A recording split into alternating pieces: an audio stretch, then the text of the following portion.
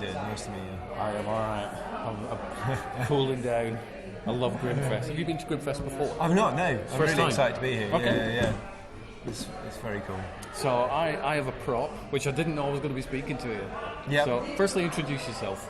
Howard. I'm Staten Cousins-Roe. I'm the writer-director of A Serial Killer's Guide to Life. Do you believe in magic tricks? No. Do I believe in Do magic? you believe in magic tricks? Who doesn't? Who doesn't believe in magic? I had no idea. I believe in magic tricks. I believe in magic tricks too sometimes. You've not seen this before, have you? No. I picked this up probably half an hour ago. Yeah. And I finished work at 7 o'clock this morning after a 12-hour night shift at my day job. Yeah. Which pays the bills and Which is allows me ironically a night job. It is a night job. Yep. I still class it as a day job for some weird reason. So I got my festival pass. Yep. And I saw the. Have you seen the stall that sells the posters? Yes. Yep. Just walk past that. Three posters I picked up. Oh, nice. Of 3 films that I really want to watch. Yep. While I'm here. Top one. It's that one. That's my film. That's your film. Second one is that one. That's very convenient for you because it's straight after. I am sitting down with Polly on at 4:30. It's supposed to be 4 o'clock. Which does mean that unfortunately at 20 to 5 I'm not going to be able to see this film. You're going to miss the movie. Just I'm going to miss the movie. Yeah. But these were the 3 films, and then the third one is Rabid, because I am hanging out with Jen and Sylvia on Sunday. Yeah. So I picked up only 3 posters because these were the 3 films I wanted to watch. And one of them's yours. That's Was very that quite cool? I'm all right That's with that. very cool. I'm all right. Good. Yeah. So the wonderful staff at Grimmfest, the gentleman that introduced us, he said, "Have I seen your film?" I went, "No, I haven't seen it yet, but I was hoping to watch it." Yeah. So pitch this wonderful film, that one, to people who are not familiar with it. Yeah, so the short pitch for it is a self-help addict, Lou, who's lost in life and stuck in this dead-end seaside town living with her oppressive mother. She unwittingly finds herself on a killing spree with her unhinged new life coach, Val. Okay. So that's the short form version of it. And the long form is people watch the film and then they can get the long form version themselves. Exactly. Otherwise, if you tell everybody what it's about. Some people have called it a bloody Thelma and Louise. Nice. And we got one review called it set to be become a British cult classic. So I was like, I like that. What was your take on the Thelma and Louise part? You go, do you know what, I'm alright with that. That's quite good. Yeah, I think that's pretty cool. Because I think nowadays you can't go wrong with being compared to Ridley Scott, can you? So where did the idea for the film come from? Right back to your involvement at the beginning of it. It was very much like as an idea for the script. It was very much I wanted to write something satirising the world of self-help. Yeah.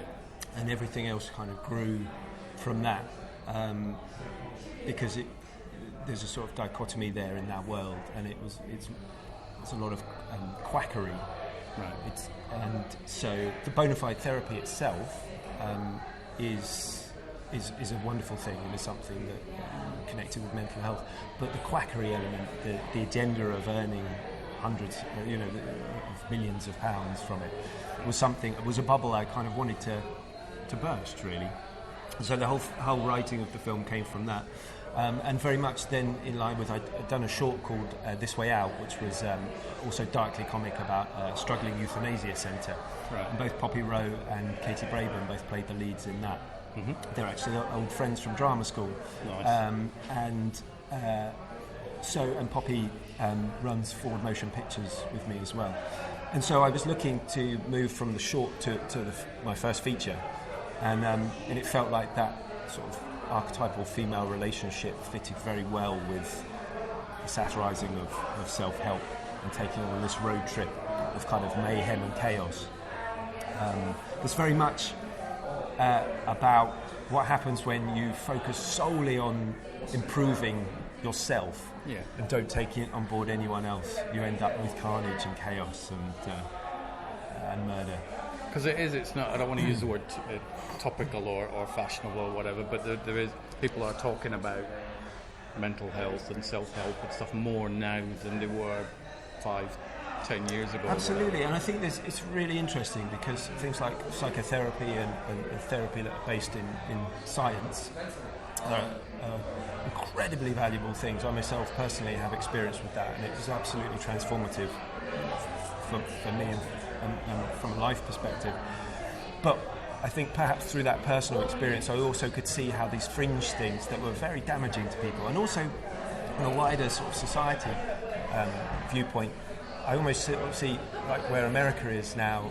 It's almost like it's what happens through only positive thinking and not and visualization, and not being willing to process the so-called negative things in life can ultimately leads to breakdown. And you kind of see parts of the Western world breaking down now, as if they were people, they'd be having nervous breakdowns, and that's sort of what's happening. So it was almost like a Dr. Strangelove kind of thing, where I wanted to investigate that and put the warnings of that, right? But instead of nuclear winter with Dr. Strangelove, it's self-help through murder. So how have you found it going from a short film to a feature, other than obviously it's bigger? What is there any extra hurdles that you encountered with doing a feature compared to a short film? Yeah, like I think there's a sort of an idea that short films are practice for feature films.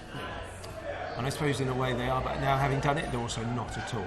Because the exponential increase of everything is completely different to a short. Everything multiplies to such a degree. And, you know, we made this film very much like we made the short, which was very homegrown. Yeah. So it was shot like part of it was shot in our in-laws' house. You know, we shot it in 2 weeks, about 28-30 locations. We raised the money ourselves through Kickstarter. It was an incredibly small budget. We edited it in our spare bedroom. You know, we did everything like that. And that was very much with the short. And why I say that, we did that with the short. And we sort of had meetings after that with people. And there was real instinct that I had that I really wanted to make that first feature the same way that we did the short. But in terms of actual preparation, it was a bit like, I don't know, making a couple of cogs and saying that's preparation for making an engine. Yeah. You know, there's a lot. It's good, but from a filmmaking perspective, I'd say to filmmakers, maybe do a couple of shorts or whatever to just practice. I actually only did one, but also dig into a feature, because it's a big piece of work and it is different. But the sooner you sort of dig into it, the sooner you'll get to grips with that immense amount of material. And what about the writing process? So the comparison between writing a short story to writing a feature, was that massively different for you, or was it similar adventure? I think perhaps in some ways the writing is more connected than necessarily the filmmaking, but again it's an exponential rise. I think you could almost look at writing features, writing 7 interconnecting shorts, but that also have through lines that all connect. So you just get this, I think you get a sort of a multiplication of work increase as you extend that past what would be your traditional 10-minute or 20-minute short. But again, I think the sooner you start writing, as a filmmaker, you start writing drafts of feature films while making shorts. Yeah. The sooner you start to get practice at the sheer scale of writing a feature film. So I think there are connections to it, but I think also they are their own things. So, but certainly elements of my short film, very much there's sort of elements of the short film are in the feature film. The 2 female characters, they're almost the archetypal elements of their characters in the short are very much there, present in their roles. If you watch the short and then watch the feature film, you can very much see the sort of transplanting of these characters into totally different stories. Is the short available? Because what I find with a lot of short films, I mean, feature films are quite easy to find. Yeah, video on demand, DVD, Blu-ray, cinema screens. Short films sometimes are quite tricky to find. Well, ours went off and it was BAFTA longlisted, and it went on HBO in the Europe and Sunrise Channel. It did sort of television and things like that. But we're actually just about to release it online for free to share it with everyone, so that people can see it almost as a taster ahead of when the film is released later next year. I think there should be something called short flicks. Yeah, you know, you can just go on. It's like a Netflix for short films. Fandor. Do you know Fandor? I don't know. I do now. Site, has, I think This Way Out is still on there. And actually you can sign up to download This Way Out for free at the moment. If you go to our website, forwardmotionpictures.co.uk, there's a link through to if you go to thiswayoutmovie.com, there's a direct link through to a page, and you Brilliant. can download it for free. So. I shall be doing that then. And also Shudder as well, I suppose. They do a lot of short films. I've recently got into them.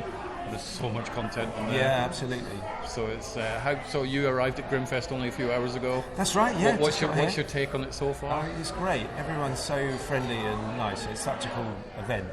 I'm really looking at the screenings in about half an hour. It is.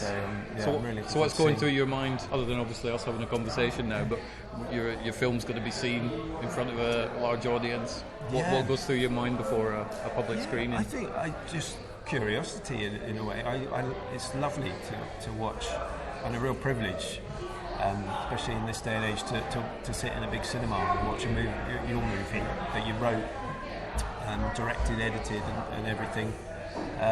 In a cinema with an audience, it's a real privilege. So I'm really looking forward to hearing what the response to it is. And are you doing a Q&A afterwards? Yeah, I'll be doing a Q&A. Yeah, an intro Q&A, and yeah. Do you enjoy those? Yeah, very much. It's a real opportunity to especially with this film, because so much it's so homegrown and so like kind of purest form of British independent filmmaking, like totally.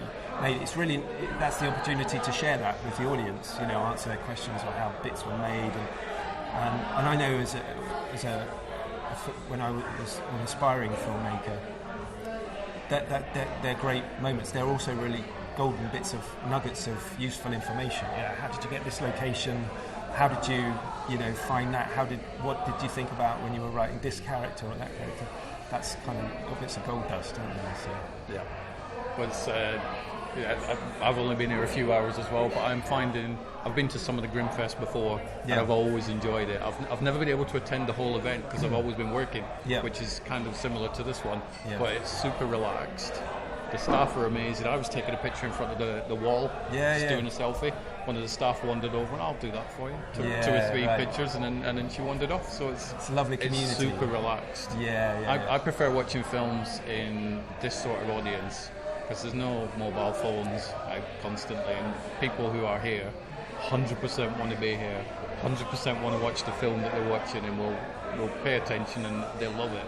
That's Whereas really if you go to a regular multiplex, then Absolutely. I went to cinema the other week watching the new Rambo film, and people were behind on the phones chatting. I'm like, what's the matter with you? Watch the film. It's only an hour and a half. Switch your phone off. And that's why I love the atmosphere of Grimmfest. So what is your plans today? Obviously, you films at 25 today. My film, and then I'm going to catch as many films as I can after that. I think there's a couple of other interviews that I've got lined up, which means unfortunately I'll miss some films, but so I'm just going to make the most of being here and be a film fan, which is what I am. So, do you find that you're able to just watch a film and go, I'm watching it as a film fan, or does part of you go, I quite like that? Yeah, I think I totally watch a film as a fan. I think that sometimes if I think about it, I'll be like, structural breakdown of the script is this or that, but when I'm really enjoying something, I'm just totally.